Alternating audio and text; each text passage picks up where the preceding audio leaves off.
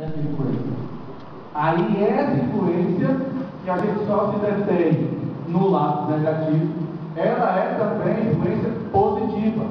O anjo guardião, o meu mentor, ele influencia.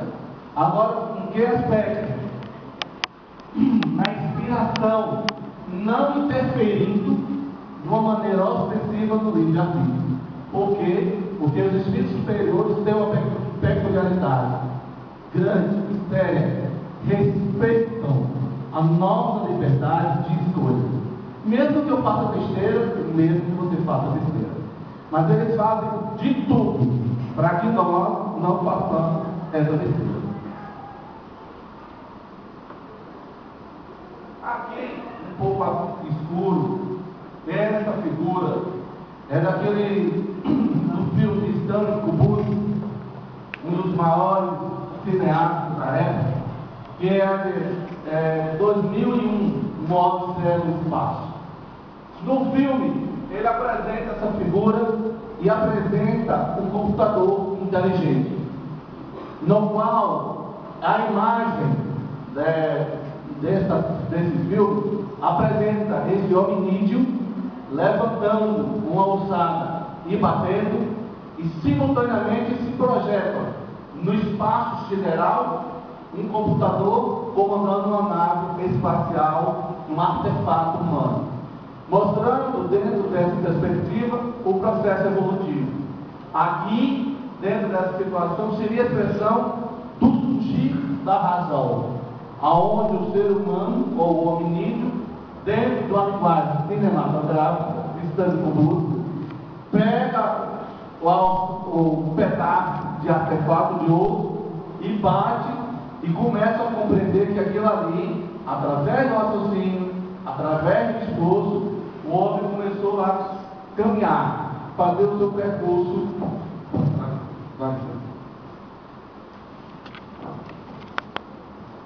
Fazer o seu percurso na estrada evolutiva no campo racional. Aí diz, os benfeitores, a primeira fase dos planetas habitados seria essa aqui, aonde toda a raça humana, a raça humanoide, dentro do processo primitivo, que é o mundo primitivo. E aí a gente também vai ver a etapa seguinte: serve de morada para as primeiras encarnações dos espíritos. E isso aqui tem um detalhe: a gente não encarna, a gente reencarna. Encarnar só foi uma vez. Jesus nunca reencarnou na Terra. Jesus encarnou na Terra. Algumas pessoas espiritualistas se televisando, Jesus foi isso, foi aquilo. Dentro da ordem da doutrina espírita, Jesus só foi Jesus e só teve uma encarnação. Certo? Aí podemos comparar esses planetas, a Terra, na pré-história até o começo da civilização humana, como conhecemos. Nesse tipo de mundo não existe nenhuma vida moral. É toda física, é toda material. Não há um sentido de eticidade, não há um sentido de moralidade, não há nada que se enquadre no sentido que se possamos dizer de respeito humano. Nenhum resquício, nada que possa compreender os levar esse raciocínio. Por causa de quê? Porque o homem estava em busca do primeiro patamar, que era a sua sobrevivência. Nesse tipo, vivendo aí, o homem convive os animais só preocupado com a satisfação das suas necessidades materiais. A ignorância domina totalmente sobre o conhecimento e a moral. Certo? Mas embaixo, são aqueles onde se verificam as primeiras encarnações da alma humana. São ainda inferiores à Terra, tanto moral quanto intelectualmente. Ok? É o mundo primitivo.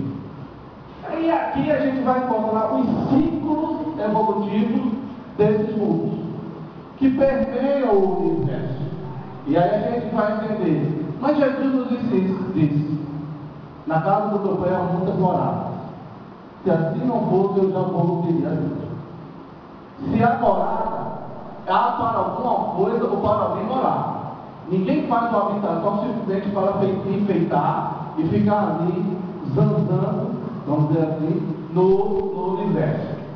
Na ótica da doutrina espírita, a classificação desses mundos primitivos, foi o que nós colocamos na lâmina anterior, não tem nada de moral, nada de conhecimento, só o instinto, só o processo de sobrevivência.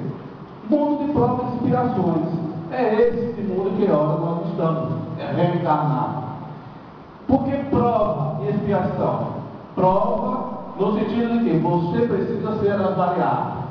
Expiação, você precisa sentir na pele, digamos, na linguagem popular, a besteira que você fez no passado. Então você vai ter que sentir aquilo que você fez com outra, ou com uma comunidade, ou com alguém. Mas quando é que isso acontece? Quando a gente infringe o quê? A lei divina. E esse aspecto da lei divina, Deus foi sábio, ele não colocou em nenhum livro. Nenhum livro você vai encontrar a lei divina. Porque se você encontrar a lei divina só nos livros, o que é que acontece? Eu rasgo e ela desaparece. Eu queimo e ela some. Deus foi sábio, negativo. Eu vou botar a minha lei na consciência de vocês. Aonde vocês estiverem, ela vai ter que se manifestar. Ela vai estar presente. Então, precisamos ter equilíbrio com relação ao processo da aprovação das provas. Como a gente já falei, você precisa ser avaliado. Para quê? Você cometeu um desatino, cometeu uma besteira do passado, remetendo a reencarnações anteriores. Aí o que acontece?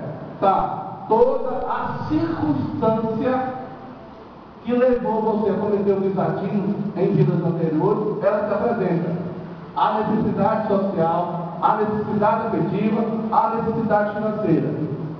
E aí você fica com um drama de consciência, faço ou não faço, realizo ou não realizo. Se você tem a vivência aplicada, intensificada dentro da sua estrutura, que acontece, você passa pela prova. Maravilha. Mas se você se identifica ainda no processo de fraqueza, o que acontece? Você cai. E outras palavras para a gente entender no sentido que uma pessoa que comete o suicídio, a probabilidade dela ter cometido suicídio em uma reencarnação anterior é grande. Por quê? Porque o que acontece? A situação se repete. Não é só física, é até moral e até emocional. Aí o que acontece? A pessoa, por um momento de fraqueza, ela restringe no erro, repete novamente. Aí vem novamente o processo de expiação. Então, dentro da ordem da doutrina espírita, para você reabilitar perante uma lei, perante a lei divina, tem que ter 3 etapas. Primeira etapa é do arrependimento. Ah, eu fiz uma besteira, eu quero me arrepender. Tudo bem. Aí, depois desse arrependimento, você tem que fazer o quê? Vá reparar. Refaça ou reestruture a besteira que você fez. Quer seja coletiva, quer seja besteira pessoal. E não há algo só pessoal, porque quando a gente faz uma infração na lei, a gente indiretamente atinge o coletivo, quer dentro do ambiente familiar, quer dentro da nossa sociedade, ou quer uma coletividade bem maior. E aí, nós temos depois do arrependimento, da reparação, o que? A expiação. Você vai ter que expiar. Arrependeu, se reparou, agora sinta na pele o que você fez, para que você não repita novamente o mesmo erro. É a etapa de todos nós. As mortes coletivas, o que são mortes coletivas? Que a gente está ouvindo, está vendo na nossa televisão, no rádio, ou nos canais por aí. São espíritos que se comprometeram coletivamente. Desde aquele que deu a ordem, àquele que obedeceu a ordem. E não há, na doutrina espírita, na lei divina, a desculpinha de dizer: ah, mas eu estava cumprindo a ordem do meu superior. Você não sabia que estava errada? A ordem superior, do seu superior, ela não pode suplantar uma ordem maior. que é a ordem moral.